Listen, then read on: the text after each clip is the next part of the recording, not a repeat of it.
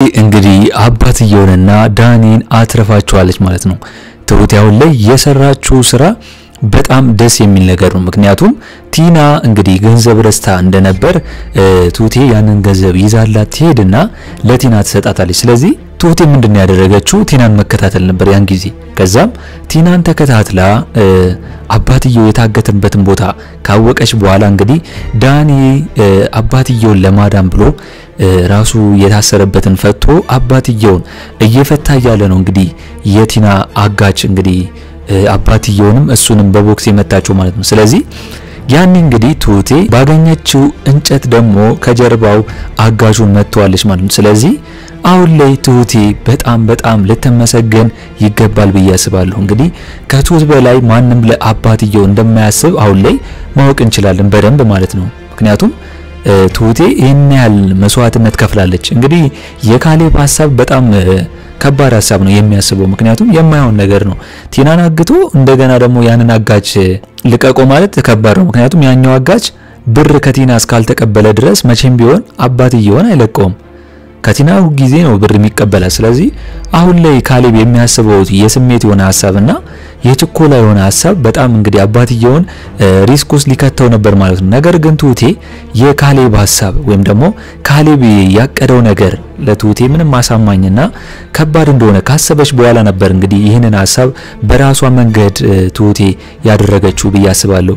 እስኪ ዛሬ ትሁቴ የተመቻችሁ ሁላችሁም ሐሳብ አስተያየታችሁን ኮሜንት ላይ አስቀምጡልኝ። ትሁት ክፍል 42 ቶሎ እንዲለቀቅ ሁላችሁም ኮሜንት ላይ ክፍል 42 ቶሎ ይለቀቅልን በማለት ይህንን ቪዲዮ ላይክ በማድረግ ጀምሩ። እንግዲህ እንዳየነው ከሆነ ዳኒ አባትየውን ለማትረፍና እንግዲህ ከታገተበት ለማስመለጥ ሞክሮ ነበር ማለት ነው። ምክንያቱም ቲናን በመከታተል እንግዲህ የአባትየው የታገተበትን ቦታ ካወቀ በኋላ ከአጋቹ ጋር ግብ ፈጥሮ ነበር። ነገር ግን አጋቹን አልቻለውም ማለት ነው።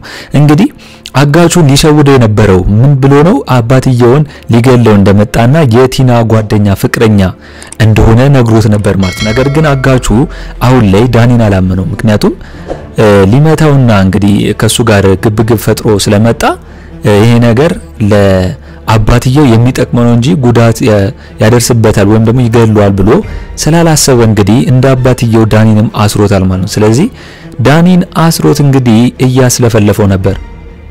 ዳኒ ላጋቹ የሚለው ነገር ምንድነው? አሁን ላይ ከቲና ጋር ፍቅረኛ ስለሆኑ አባትየውን ቀድሞ መግደል እንደፈለገና አጋቹንም በዛው እንግዲህ ሊፈትነው እንደመጣ ነው የነገረው ያለው። ነገር ግን ለአባትየው እውነቱን ነግሮታል። አባትየው እንግዲህ እንዴት እኔን ትሸጠኛለህ?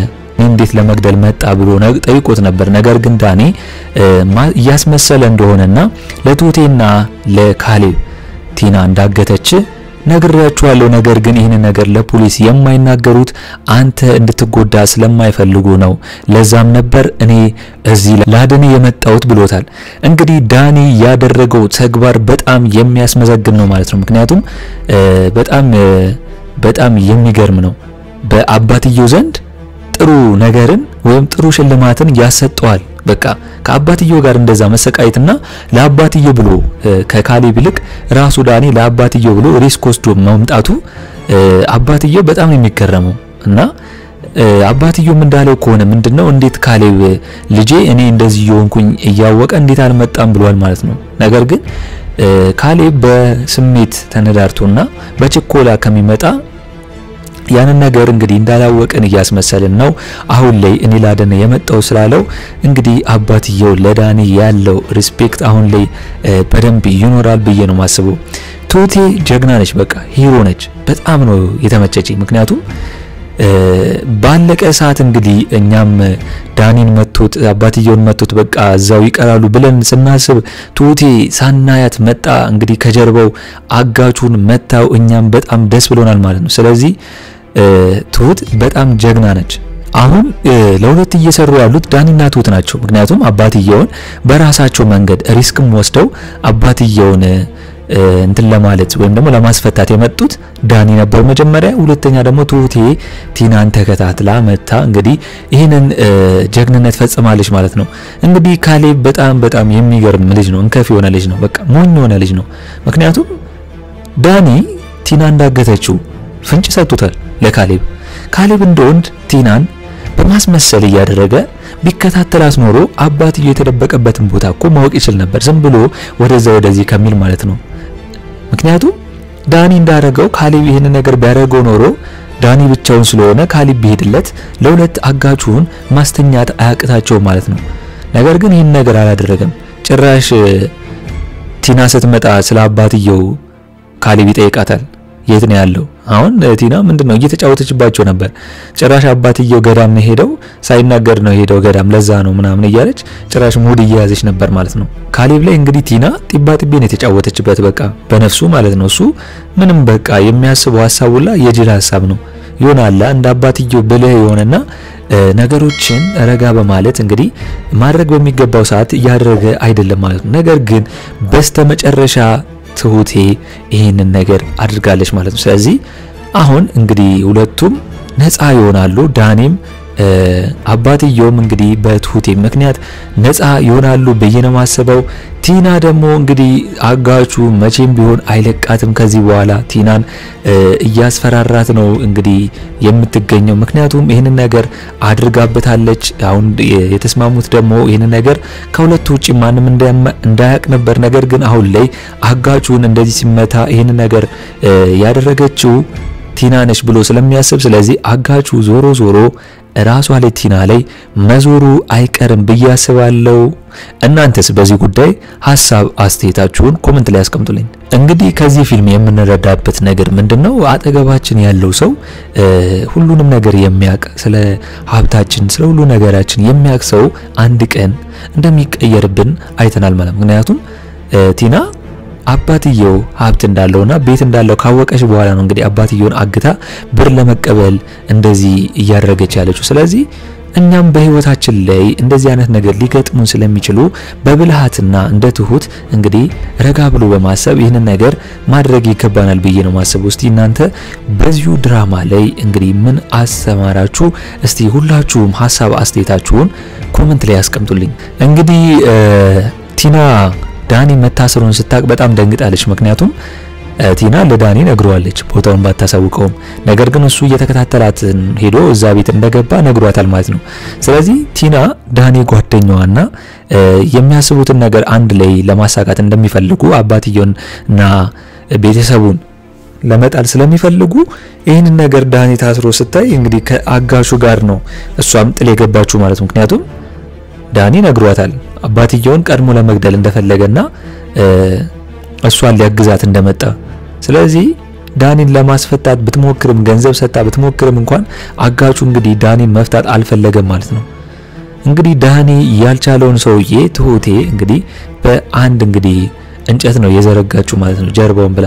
ዳኒ ይሄንን ሪስክ ውስጥ ወስዶ የገባው ለምንድነው? አንደኛ በአባትየው እምነት እንዲኖረውና አባትየው እንግዲህ በዳኒ መስዋዕትነት ወይም ደግሞ ዳኒ ባደረገው ነገር የሆነ ነገር እንዲሸልመው ይፈልጋል አንደኛ።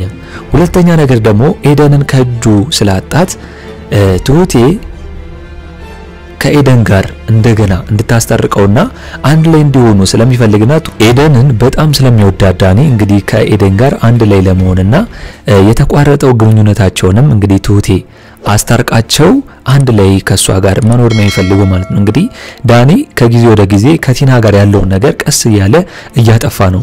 ጭራሽ ቲና የምትነግረውን ሚስጥር በሙሉ ለቤተሰቡ እየተናገረ እንግዲህ በቤተሰቡ ውስጥ እምነት እንዲኖራቸውና እሱ የገንዘብ እንጂ እንግዲህ የህይወት ላይ እንግዲህ መግደል እንደገና ሰው ላይ ጉዳት የማድረስ አቅም እንደሌለው ለትሁቴ ነግሯታል። ትሁቴም እንግዲህ ይሄንን ነገር ያደረገችው ለምንድነው?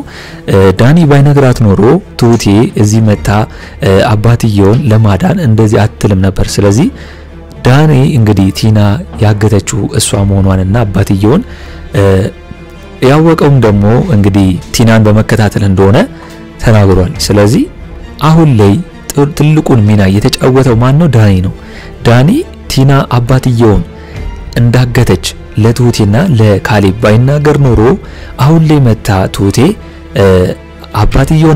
አባትየውንም ሆነ ዳኒን አታድናቸውም ነበር። እንግዲህ የተሰወረ ከሆነ ቲና እንግዲህ ሙሉ ጊዜዋን ተጫወትባቸው ነበር ማለት። ስለዚህ ዳኒ በዚሁ በአባትየውም ዘንድ በቤተሰቡ ዘንድ እንግዲህ አክብሮት ወይም ደግሞ እምነት ይኖረዋል ብዬ ነው ማስበው ትሁቴም ያደረገችው ነገር በጣም ትልቅ የሆነ ነገር ነው ከትሁቴም የማንጠብቀው ነገር ነው እኛም ያየነው ማለት ነው ምክንያቱም እንግዲህ እሷ ከቤት ወጣ እንደዚህ ይሄን ነገር ታደርጋለች ጀብድ ትፈጽማለች ብለን አልጠበቅንም ነበር አባትየውን ታድነዋለች ብለን አልጠበቅንም ነበር በቃ ራሱ ዳኒ አባትየውን ያድነዋል ብለን ነበር የጠበቅነው በቃ እንደገና ተመልሶ እንጂ ትሁቴ በዚህ መንገድ በዚህ ልክ መታ አባትየውን ታድነዋለች ብለን ሳናስብ እንግዲህ ይሄን ነገር ተአምር ነው የተፈጠረው ማለት ነው ቲናም እንግዲህ አሁን ላይ ዋጋዋን የምታገኝበት ሰዓት ደርሷል ዋጋዋን የሚሰጣት ደግሞ ራሱ አጋቹ ነው ምክንያቱም ይሄን ነገር በሚስጥር ይዘው መጨረስ እንዳለባቸው ስለነገራት አሁን ግን ይሄን ነገር ተፈጥሯል ስለዚህ አጋቹ ራሱ ቲናን የማይለቃት ይሆናል ማለት ነው እስቲ እናንተ በኮሜንት ሐሳብ አስተያየታችሁን ኮሜንት ላይ አስቀምጡልኝ እንግዲህ የዛሬው አስተያየቴ ይህንን ይመስል ነበር ትሁት ክፍል 42 ቶሎ እንደተለቀቀ እኛም በኮሚኒቲ ፖስታችን ስር ወዲያው ለእናንተ የምናስቀምጥላችሁ ይሆናል ማለት ነው ለቻናሉ አዲስ ከሆናችሁና ሰብስክራይብ እስካሁን ያላደረጋችሁ ካላችሁ ሰብስክራይብ በማድረግና የደውል ምልክቱን በመጫን ቤተሰብ እንድትሆኑን በአክብሮት እንጋብዛለን በቀጣይ ክፍል እስከምንገናኝ ድረስ መልካም ቆይታ ይሁንላችሁ ቻው ቻው